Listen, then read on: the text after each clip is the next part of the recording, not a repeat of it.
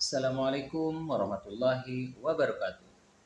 Kali ini kita bertemu lagi dan untuk saat ini kita akan mendengarkan pemaparan dari Bapak Kiai Haji Sumarno Safei yang merupakan pemimpin atau pimpinan dari Pondok Pesantren Darus Saadah.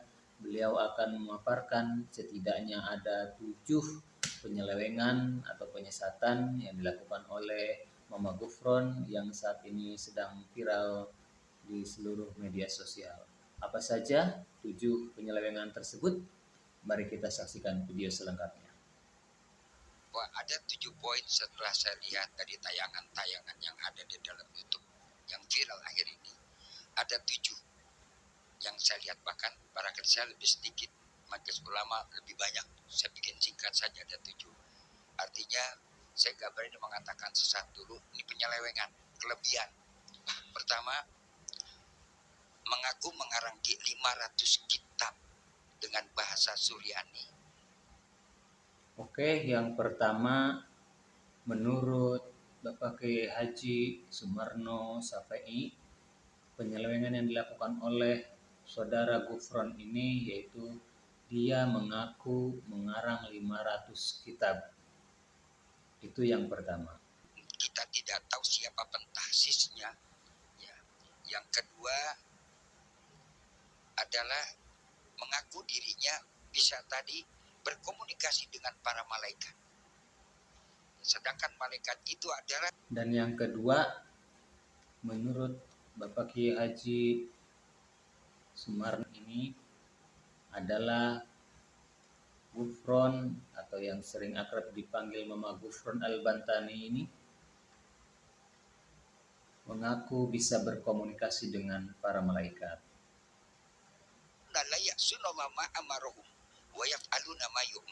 Dalam Al-Quran Allah jelaskan, malaikat adalah merupakan hamba-hamba Allah yang suci, yang tidak pernah melakukan maksiat macam-macam, dan dia hanya tunduk dengan perintah Allah. Kenapa malaikat diajak komunikasi? Kenapa malaikat bisa disuruh-suruh? Ini kan di luar logika akal nalar. Apa barangkali udah kelebihan pintarnya?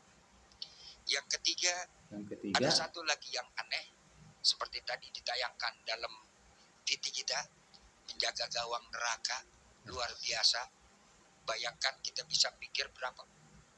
Oke, yang ketiga menurut Bapak Kiai Haji Sumarno Safei yaitu penyelewengan yang dilakukan oleh Saudara Gufron ini adalah mengaku menjadi penjaga gawang api neraka. Hal-hal yang semacam ini fenomena akhir zaman, nggak usah kaget. Lalu bilang, kok banyak pengikutnya? Dajjal juga nanti lebih banyak pengikutnya. Jadi kalau dia punya pengikut, nggak usah kaget. Ya. Dajjal juga nanti di akhir zaman akan lebih banyak pengikutnya. Kemudian yang keempat, mengaku keturunan Syekh Nawawi Al-Bantani. Sementara itu yang keempat, penyelewengan yang dilakukan oleh Saudara Gufron ini adalah mengaku keturunan dari Syekh Nawawi Al-Bantani.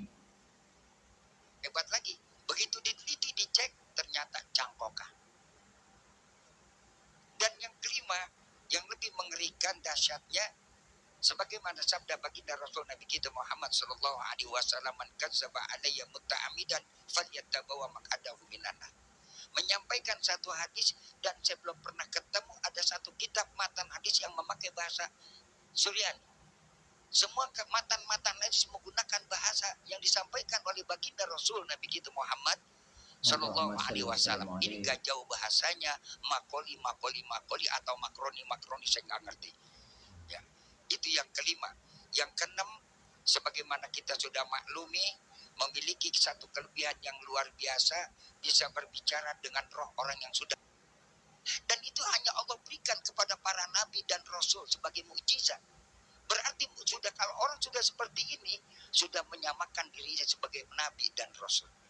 Dan nabi dan rasul pun ketika berbicara, mengetahui orang di dalam kubur kondisinya untuk menjawab tantangan sosial sebagai pesan moral. Sebagai pesan moral. Kalau ini, sebagaimana saya lihat ada satu gambar tayangan YouTube, dia berziarah ke makam Sunan Ampel, lalu dia berbicara dengan bahasa makolinya, Lah, lalu bercerita, oh sudah nanti untung saya bisa ketemu dalam kondisi baik-baik saja dan nanti dia akan pergi akan saat. Saya bilang, kulir roh min amri robi. Allah nyatakan dalam Al-Quran, yas'alunaka anir roh. Ketika seorang sahabat bertanya kepada Rasul tentang masalah roh, dijawab oleh Allah, roh itu adalah urusan Allah. Wa ma utitu minal ilmi illa qalila. Manusia hanya diberikan ilmu oleh Allah cuma sedikit, sebatas dengan apa yang ada kita lihat. Jadi kalau ini udah liwat batas langit mana dia sudah liwati.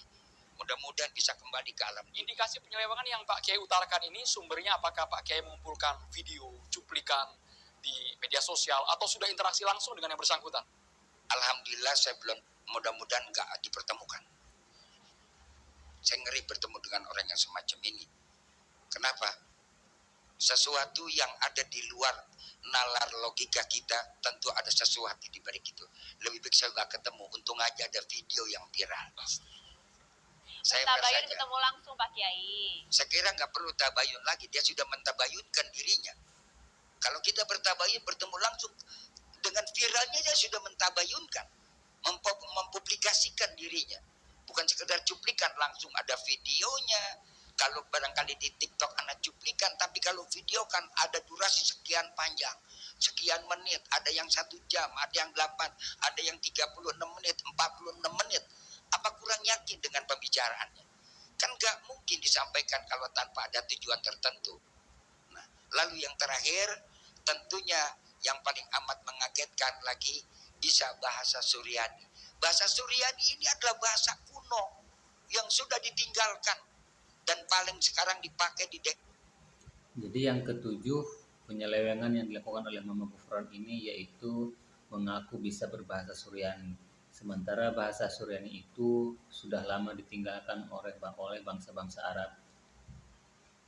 Itu menurut Kiai Haji Sumarno Safei. Kita lanjutkan. daerah untuk orang-orang Kristen optik, Kristen Ortodok yang ada di daerah Syria, dan juga pinggiran Palestina dan juga pinggiran dari daerah Mesir. Dan itu hanya dipakai untuk bahasa ritual. Bukan bahasa sehari-hari. sehari-hari. Amat saya tanya dengan ahli bahasa, orang-orang yang pakar bahasa, apakah betul bahasa Suryani yang disampaikan seperti begini? Ternyata banyak cangkokannya. Memang kalau kita berbicara bahasa Suryani yang disampaikan, berarti bahasa yang disampaikan oleh Mama Gufron itu ternyata menurut Bapak Kiai Haji Sumarno Safei ini adalah bukan bahasa Suryani yang asli, yaitu asli bahasa Suryani, melainkan bahasa cangkokan dari bahasa-bahasa lain. Beliau panjang ceritanya karena berkaitan dengan ilmu hikmah yang digunakan dalam kitab Syamsul Arifin. Jadi ya wajarlah kalau saya bilang, kalau dia semacam ini halunya terlalu tinggi, barangkali terbawa dengan ilmu-ilmu hikmahnya yang menggunakan bahasa Suryani.